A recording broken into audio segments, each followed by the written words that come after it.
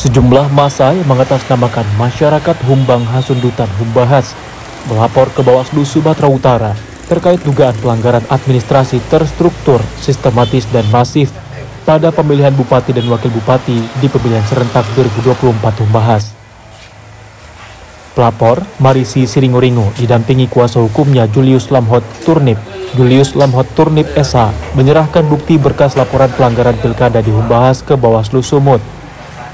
Julius mengatakan Kamis kemarin penyampaian laporan yang dilakukannya sudah sesuai peraturan Bawaslu nomor 9 tahun 2020 pasal 13 nomor 2 yang menjelaskan jika laporan TSM disampaikan sejak penetapan peserta pemilihan sampai dengan hari pemungutan suara. Saat melapor pada Rabu 4 Desember 2024, Bawaslu Sumut tidak menindaklanjuti tanda bukti penyampaian laporannya. Padahal pada Kamis 5 Desember, Kabupaten Humbahas melaksanakan pemungutan suara ulang. Berlandaskan hal itu, ia pun kembali melaporkan dugaan pelanggaran administrasi terstruktur, sistematis dan masif pemilihan bupati dan wakil bupati di Pilkada Serentak 2024 Humbahas ke Bawaslu Sumut agar ditindaklanjuti. Sebagaimana dalam Perbawaslu 9 itu, bukti itu adalah sebaran daripada 50% dari kecamatan adanya pelanggaran. Jadi setiap kecamatan itu dan beberapa desanya setiap kecamatan itu sudah ada sebarannya. Pelanggaran-pelanggaran, keterlibatan daripada penyerahan uang, ada yang menerima uang mengakui, dan juga ada kepala desa yang mengintimidasi. Itu ada pelanggarannya. Dan termasuk juga yang OTT tadi. Nah, itu sudah kami sampaikan dalam bukti-buktinya. Dan bukti-bukti terkait dengan uang yang sudah disita oleh kejaksaan, ada kami buktikan fotonya. Yang diduga itu, yang terlapor itu kami sampaikan kepada saudara Eluan Nambawan, dan juga wakilnya menjadi terlapor, yaitu pasangan calon nomor urut 3. Nah, kami telah menyampaikan laporan ini sesuai dengan Perbawaslu 9 tahun 2020. Ya, kemarin kami sudah ke sini menyampaikan laporan. Namun, Bawaslu Provinsi Sumatera Utara tidak memberikan tindak lanjut terhadap laporan kami dalam bentuk tanda bukti penyampaian laporan. Ya, karena hanya staf yang dihadapkan sama kami dengan alasan bahwasanya mereka sudah pleno. Pleno mereka itu sudah melewati hari yang diatur dalam Perbawaslu 9. Perbawaslu 9 itu di pasal 13. Sementara kalau kita lihat di pasal 13 itu adalah disampaikan laporan dari sejak hari penetapan sampai dengan hari pemungutan suara.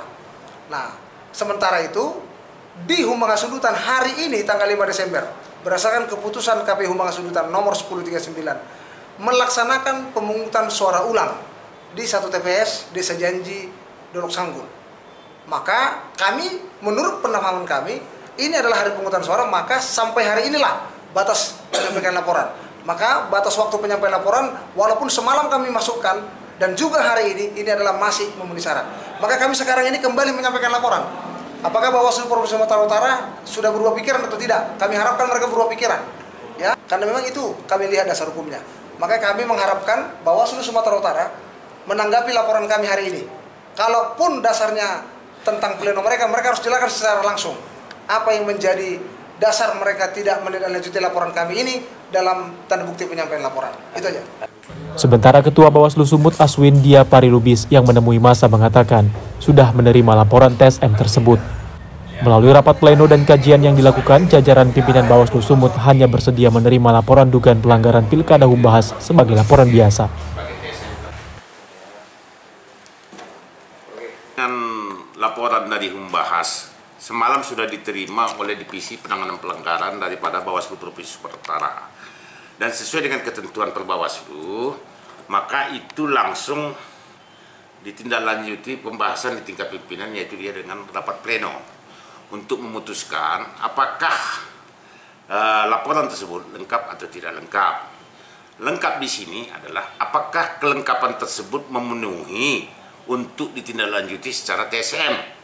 Nah, berdasarkan hasil kajian dari seluruh pimpinan Bawaslu Provinsi Sumatera Utara, bahwasanya lengkapnya tersebut tidak memenuhi untuk ditindaklanjuti penanganannya secara TSM, tetapi ditindaklanjuti dengan penanganan pelanggaran biasa. Penanganan pelanggaran biasa itu formulirnya, itulah dia A3 dia, formulir penerimanya berbeda dia. Penanganan pelanggaran biasa itu bisa ditindaklanjuti. Ya, jadi artinya laporan masyarakat atau siapapun bukan tidak direspon oleh Bawaslu Provinsi, tetapi dikategorikan, dikualifisir mana, dikualifisir TSM atau biasa. Nah, jadi itu dia apanya. Ada kaitan dengan ini, Nah, di dalam Perbawaslu, bahwasanya kalau dia putung surah, itu tidak bisa lagi TSM. Menanggapi itu, kuasa hukum Julius Lamhot tidak sependapat dengan hasil kesimpulan rapat pleno Bawaslu Sumut. Ia menilai Bawaslu Sumut membuat kebijakan prematur setelah menyatakan laporan pelanggaran administrasi TSM di Pilkada Humbahas sebagai pelanggaran biasa. Dari Medan, Sumatera Utara, Tim Liputan BNews TV. BNews TV.